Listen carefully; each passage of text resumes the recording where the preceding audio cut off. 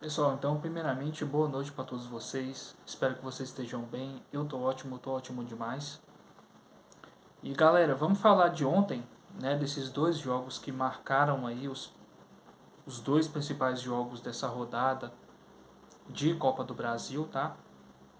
O Flamengo ontem foi eliminado e o Palmeiras também, né? Então, vamos aproveitar um pouco de espaço que tem aqui no meu celular e tal, um tempinho que eu tô tendo agora de silêncio. E vamos falar um pouco da partida do Flamengo e do Palmeiras. Começando pelo Flamengo, que aconteceu mais cedo ali, né? O Flamengo no primeiro tempo criou muitas oportunidades, chutou muito, uns chutes muito perigosos ali. O Pedro mandou uma bola muito bonita ali no ângulo, que por pouco ia ser um golaço, tá? E a gente já sabia ali que por conta daquela triangulação toda hora, as chegadas do Flamengo ali a todo momento, ia resultar em algum gol. E quanto mais o adversário costuma explorar demais a intermediária da área, mais alternativas eles vão criando. E o Plata, uma hora, entendeu que foi isso.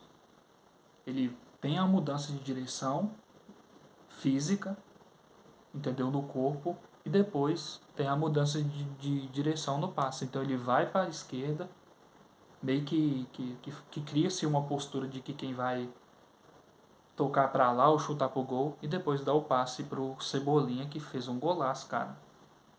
Acho que ele meio que tira o zagueiro de letra. Acho que não sei se foi o Júnior Alonso ou o Lianco, não sei. Acho que foi o Júnior Alonso, deixa no chão e chuta e abre o placar, cara. E foi um golaço. Talvez um dos gols mais, talvez não, vai ser um dos gols mais bonitos dessa Copa do Brasil aí, cara. Um golaço mesmo. No segundo tempo, e costuma vir o Flamengo criando mais chances, depois o Atlético acorda e no segundo tempo meio que o Atlético equilibra essas oportunidades, esses chutes no gol do Scarpa ali, né, na reta do final do primeiro tempo também. O Scarpa acerta uma pancada no travessão, depois acerta um chute no cantinho ali, né, fruto de uma exploração muito boa do Coelho pela ponta esquerda do campo, tá? E ele invade a área, meio que eu acho que toca ali pro Arana, Arana devolve pro Scarpa, Scarpa chuta bem no cantinho. É muito característico do Scarpa chutar muito bem. E daí o Atlético vai equilibrando as oportunidades, ou seja, o Hulk acerta um chute muito bonito, a bola não entra e tal. Né? Os goleiros foram impressionantes, foram muito bem na disputa de pênalti e tal. O Rossi defende um pênalti do Júnior Alonso e o Everson defende um pênalti ali, acho que foi do Samulino, né, que acaba de chegar. E logo em seguida, e o Everson vai lá, bate o pênalti. Não sei se foi logo em seguida e tal, que eu não cheguei a ver o jogo como um todo. Eu vi nos melhores momentos, então eu tirei uma conclusão e tal. O Everson bate e faz o gol. Ou seja, um resumo sobre a carreira do Everson. Para mim, eu acho um goleiro muito subestimado, tá?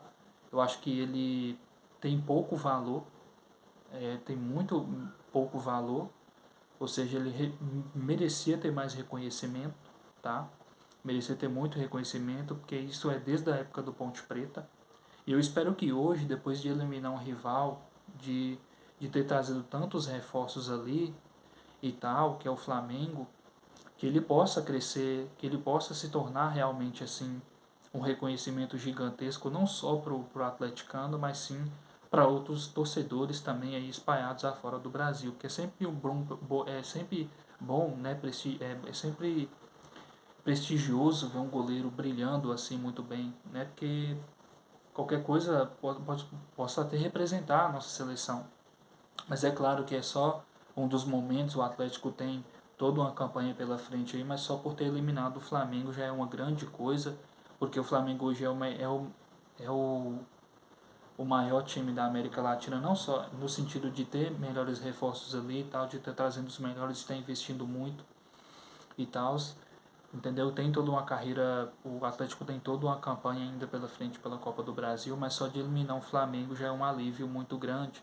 Isso mostra que o time é resiliente, ou seja, que não é uma crise financeira interna do clube ali, ou seja, uma coisa interna do clube ali que vai tirar o combustível Atlético, né, que é um time muito resiliente, muito forte, tem um elenco muito bom, entendeu? E nem sempre o que acontece na diretoria vai refletir o que esse time joga em campo quando quer jogar. E o mérito é enorme ter sido classificado com o Everson sendo o herói aí, cara. Por outro lado, foi muito infeliz pro Wallace Ian, que perdeu um pênalti.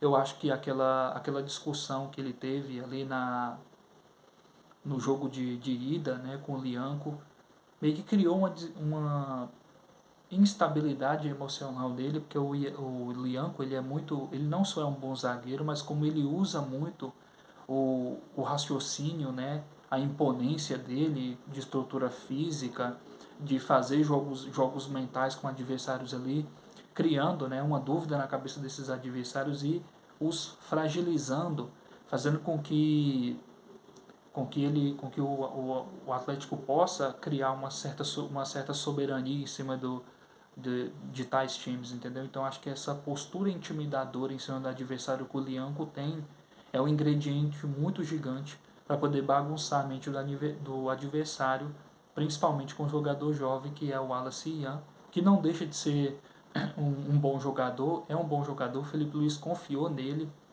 e isso vai ser um divisor de águas, ou ele vai se tornar muito confiante, ou então ele vai meio que se abster um pouco desses momentos assim e refletir muito bem, cabe à interpretação dele. E o Flamengo é eliminado, e é isso daí, mas é claro, tem Brasileirão, tem Libertadores para disputar ainda e vamos ver o desfecho da história aí. Quanto a isso, o Galo permanece gigante para a competição e também é muito promissor esse título, entendeu? Claro que a partida de ontem não diz tudo, mas quem sabe, né? Falando de Palmeiras ali, vamos pro Palmeiras agora, né? Palmeiras que perdeu de 2-0. O primeiro gol eu não entendi, cara, porque você tinha o Ranieri de 1,84, de 1,84, né? E você, com o Facundo Torres marcando ele que tem 1,77. Claro que que não é que é normal. Claro que assim é normal às vezes você ver um cara mais baixo marcando mais alto, sim, cara. Mas para um cara que bateu o escanteio não é qualquer um. Então, esse cara que bateu o escanteio, que é o Garro, ele tem uma visão ampliada diferente dos normais. Então, claro que ele ia enxergar isso, claro que ele ia explorar essa questão da altura dos adversários e tal. Então, ele explorou muito bem o espaço do Ranieri ali, que poderia vir com impacto, subir e conseguir uma cabeçada ali que, se não fosse gol, poderia virar uma oportunidade de gol. E assim como virou, cara. E o Bidu, né, no lance muito polêmico ali, onde ele meio que obstrui a passagem do Everton, mas o Daronco não marca, vira uma oportunidade de gol, e o próprio Bidu vai lá e marca na partida e amplia de 1-0. Como se já não bastasse, cara, ali, antes disso daí, o, o Aníbal dá uma cabeçada no Martinez, cara, sem, cara, assim, eu não entendi. Porque, cara, não tem necessidade, você tá dentro de uma área, você pode brigar por espaço, você tem tempo de pensar. E da maneira como havia conflitos ali dentro da área, o time poderia facilmente ter tempo para marcar, ter tempo mais de pensar, ao invés de pegar e dar uma cabeçada. Pô, virou o quê? Virou boi, virou bode, entendeu? Eu fico sem entender, cara. Perdeu o Aníbal Moreno, o que aconteceu?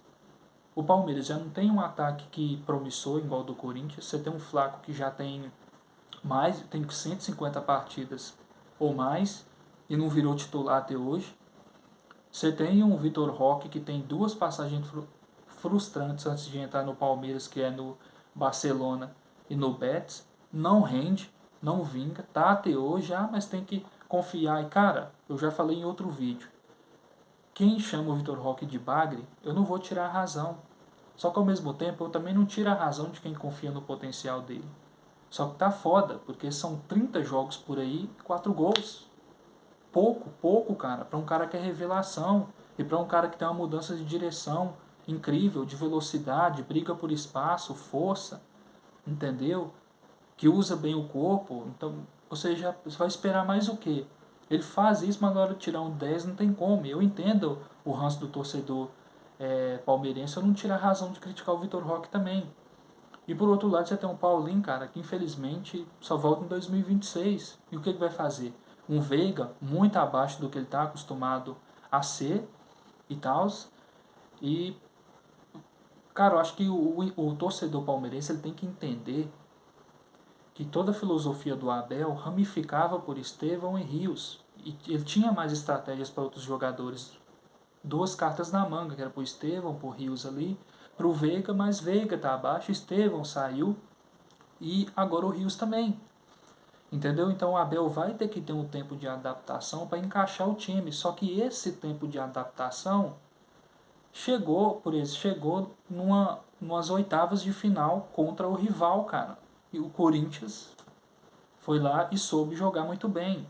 Soube aproveitar o tempo que estava no chão, entendeu? Aproveitar os momentos que tinha que parar o jogo ali para poder pensar mais, para poder engatar mais contra-ataques. E às vezes funcionava muito bem, porque você não tinha o Aníbal Moreno, que foi contratado justamente para substituir essa presença essa ida do Zé Rafael, então precisava de um substituto para poder reter um pouco do ataque dos adversários e poder sair jogando bem ali, que o Zé Rafael faz isso muito bem, e o Aníbal foi contratado para isso, mas perdeu o jogador, e a partir dali, cara, o Corinthians às vezes flutuava com muita liberdade para o meio de campo. O Garro explorando ali o Depay, o Yuri Alberto, e por aí vai. E o Palmeiras, como que não tem um ataque que funciona muito bem, tem uma carência de atacantes, então espera que os meio-campistas invadem a área para decidir, como o Maurício fez no Mundial e em outros jogos aí atrás. Até em classificação de Libertadores, jogos de Libertadores. Entendeu? Só que se você não tem um ataque que funciona muito bem, perde um meio de campo, por exemplo, ou seja, gerando uma falta de eficiência em marcar gols, cara, contra o Corinthians, dificilmente, por conta disso que eu falei, você vai buscar uma virada em cima do maior adversário do jeito que aconteceu, perdendo o Aníbal, perdendo a consistência no meio de campo, você não tem um ataque que é eficiente e tal. Abriu 2-0, irmão. O Corinthians abriu 2-0, irmão. Dificilmente o Palmeiras ia virar, porque a gente sabe dessa deficiência que eu acabei de falar aqui do Palmeiras. E o torcedor tem que parar de reclamar, que ele tem que saber se adaptar. E como eu falei, quer voltar lá para 2012, 2015, 2012, 2013, 2014? Não quer, porra. Então, o Abel entender que saiu o torcedor brasileiro, o torcedor palmeirense, entender que saiu o Rio, saiu o Estevão, Veiga tá abaixo, então ele vai ter que ter um tempo de adaptação ali e tal. E como eu falei, esse tempo de adaptação vem nas oitavas de final contra o rival. Então foi muito em cima, entendeu? Talvez tivesse acontecido isso no início do ano, talvez o Palmeiras chegaria bem preparado para o Mundial e para as oitavas de final de Copa do Brasil, entendeu? Porque ia ter tempo de adaptação antes. Só que esses jogadores saíram em cima de um jogo de mata-mata contra o adversário. Então o torcedor vai ter que esperar o Abel criar uma carta na manga para poder botar esse time para jogar, sabendo que você tem um Veiga embaixo, um Rios que saiu e um Estevão também que saiu. E por aí vai. E o Palmeiras ontem soube ser malandro e explorou essa falta que o Aníbal tem no meio de campo. E o Aníbal hoje faz muita diferença pro Palmeiras. E outra também, cara, no segundo gol do Corinthians, o Gustavo Henrique sobe sozinho e com 1,95 de altura, meu filho, eu tenho certeza que o corpo dele nem tremeu para poder fazer aquele gol. E o Garro achou ele muito bem, você tem um ótimo batedor na bola. E o cara subiu, explorou bem sua altura, fez o gol sem frieza alguma. Entendeu? Memphis fez um jogo bom. O Yuri Alberto também fez um jogo bom. Garro melhorou mais no segundo tempo. Ranieri deu mais consistência no meio de campo. Matheus Bidu, para mim, fez uma partidaça correndo o tempo todo, marcando o gol, marcando muito bem. Antes disso, ele já tinha ali atrapalhado um possível gol do Palmeiras ali e tal. E por aí vai, cara. O Corinthians ontem foi eficiente. E também, cara, o Ramalho também, acho que é André Ramalho, fez uma boa partida consistente também. Toda hora tomando a frente do Flaco, do Vitor Roque, evitando que eles passam na frente ali. interceptando muito bem.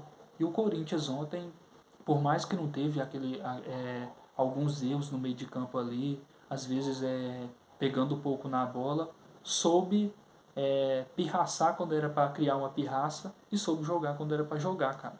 Não foi uma partidaça, mas foi eficiente. E é isso daí. Corinthians classificado. E vamos ver qual vai ser aí o desenrolar dessa história entre Abel, Palmeiras e torcedores reclamando o tempo todo e tal. E por aí vai. Eu vou ficando por aqui, meus amigos. Espero que vocês tenham gostado do vídeo. Até a próxima, tá? Fiquem com Deus, um grande abraço e tal. E até o próximo vídeo. Espero que vocês estejam bem, que vocês continuem bem. Deixe o seu like, deixe o seu comentário. Meu Instagram vai estar na descrição. E é isso daí, tá bom? Fiquem com Deus.